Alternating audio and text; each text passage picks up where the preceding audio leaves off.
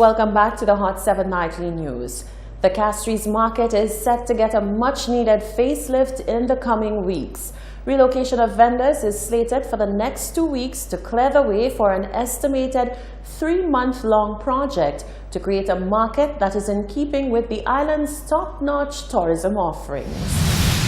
The Chief Executive Officer of the Castries Constituency Council, Wilfred Pierre, says excitement is in the air as the CCC embarks upon refurbishments to the Castries market. The Castries Constituency Council recently held a consultative meeting with vendors of the provisions market. The consultation was not the first and focused on the first phase of the market redevelopment project, which comprises the extension and construction of a covered vending area. The area will not only provide shelter to the provisions vendors, but will also improve the overall presentation, aesthetics, and the quality of vending in the provisions market.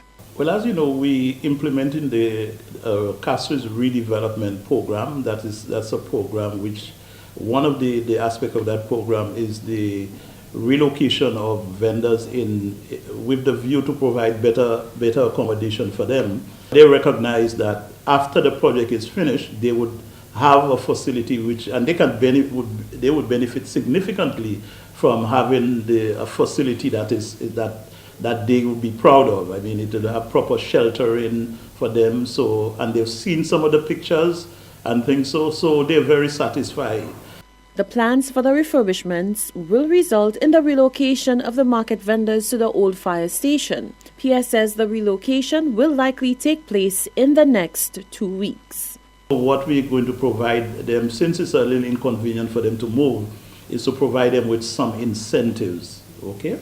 So that is where it's at now. But we're hoping that within 3 weeks, 2 weeks, that they will be at the site, because right now contractors are preparing the site now. That's the old fire service. And we're hoping that they will be at the site for 3 months. After 3 months, they will be moving into the new facility. And that is part of our Castries redevelopment program. The CCC says members of the public and vendors will be updated regularly on the plans for the market redevelopment project. So far, consultations have been held with vendors, the chief architect in the Ministry of Physical Planning, SLASPA, and Holiday Taxi. Now, the vendors of the Castries market say while they understand the need to relocate, it is still a hard pill to swallow.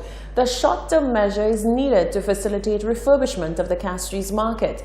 The vendors say they anticipate a drop in sales as a result of the relocation. It will have an advantage and a disadvantage. The advantage is, I know they will put a roof for us, stalls and so on and so forth. Because selling on the outside, we get a lot of water. And all these things leads to sicknesses. But the disadvantage to it, I know there will be people selling on Jeremy Street.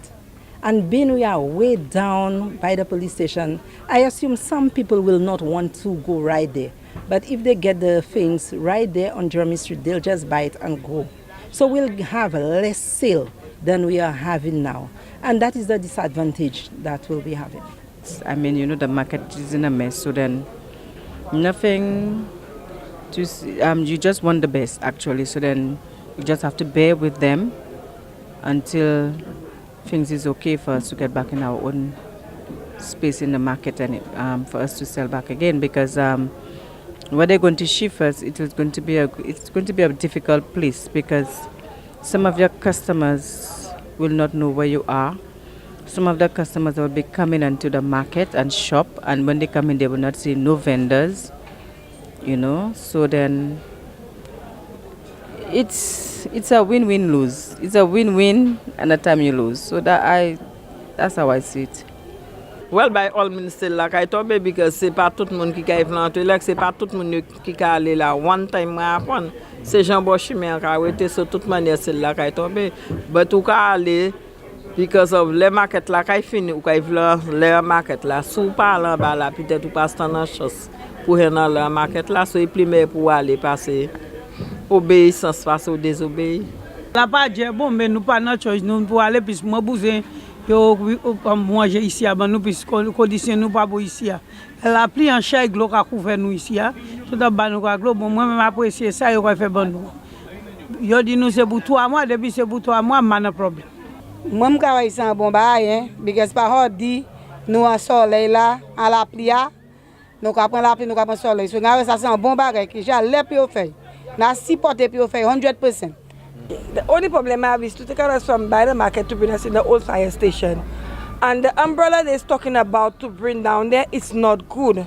Because the wind will mash up that and the sea breeze will mash up the umbrella. So you have to build a shelter over our head, or we build a little house over our head. Either the shelter or you'll build a ship. The traffic department of the Royal St. Lucia Police Force is warning drivers to refrain from utilizing super bright headlights for their vehicles. Inspector Benson de Turville says they serve as a potential cause of serious crashes and collisions. Rochelle Gonzalez reports. Drivers have been asked to practice discretion and to have consideration for other motorists by the traffic department of the Royal St. Lucia Police Force. This call was made in relation to a growing trend of the installation of high-intensity headlights on vehicles. Inspector of Police in charge of the traffic department in Castries, Benson de Turville, said although the motor vehicle and road traffic regulations do not speak to the intensity of the lumens allowed to be installed, this does not mean that motorists cannot make the determination for themselves as to what is safe and what isn't. As a reasonable driver on the road, you would not want to be unduly affected by the bright lights of another driver. So whatever you do not want for yourself or whatever might contribute towards you being involved in a potential collision, you should think of other drivers in the same manner. The inspector said the issue is becoming extremely problematic for other motorists. Currently, we have several reports from motorists indicating that when they are on the road, especially at night, that bright lights or lights which are unduly bright dazzle their vision, and that in itself presents a hazard on the roads. So we need to deal with that aspect of the regulation so that it can be covered and addressed. It is worrying because at the department we deal with investigating traffic accidents. So what would happen is, with the increasing complaints being made, and we have also had a few accidents where the motorists have indicated that the bright lights dazzle them and cause them to be involved in a collision, then that would be more work for us in terms of an increase in the number of accidents that we have to investigate. So addressing it would mean that we would actually deal with that issue, and as a result, we would have less accidents directly contributed by these bright lights. Inspector de Turville said there is a need for law intervention to curb this issue. We need to have legislation enacted so that the degree of intensity of the lights can be dealt with, and the Attorney General's Chamber would be the leading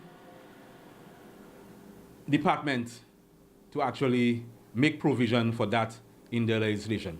The Motor Vehicle and Road Traffic Regulations speaks to vehicles on the road having uncolored lights at the front to show their presence. Reporting for Hot 7 News, I'm Rochelle Gonzalez. To commemorate Youth Month, the St. Lucia Labour Party's youth arm is challenging young people to speak to critical issues affecting their well-being. The call has been made to take hold of all opportunities to participate in public life, especially those available to influence decisions which will impact the future of the country. The SLPYO notes that young people are powerful agents of change and progress when they are educated and empowered to participate in decision-making. However, the organization laments that the power youth possess seems to be stifled by economic chaos, social injustice, political intolerance, and apathy. It had this message for youth: do not only hope for a better tomorrow, instead act progressively now. Change is embodied in progress, so be inspired by a deep desire for success. Youth are being challenged to express with clarity views on education, healthcare, employment opportunities, and the management of the country's finances, and to be loud in condemnation of all forms of wastage of national resources. In other news, Gozele minibus operators had many grievances over the decision to prevent motorist usage of the bypass during the morning peak hours from 7 a.m. to 9 a.m. One of them was the claim that the closed-off section was part of their route. However, according to Inspector of Police in charge of the Traffic Department, Benson de Turville, this is not the case.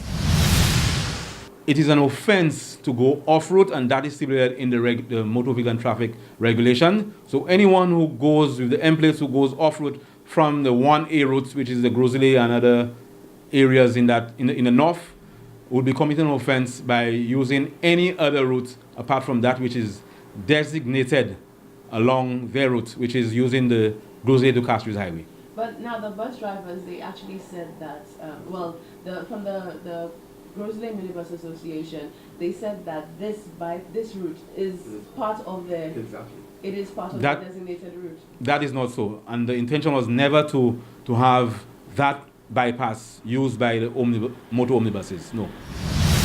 When asked whether there would be any consideration to make allowances to minibus drivers to use the bypass during peak hours, Inspector Benson says that is left to be seen. The program is a pilot.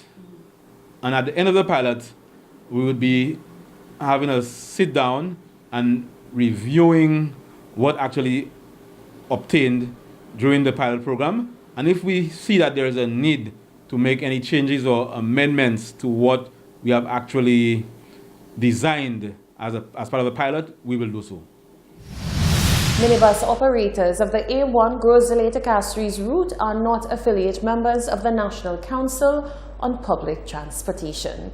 This is the Hot 7 Nightly News. Stay with us. There is much more coming up after the break.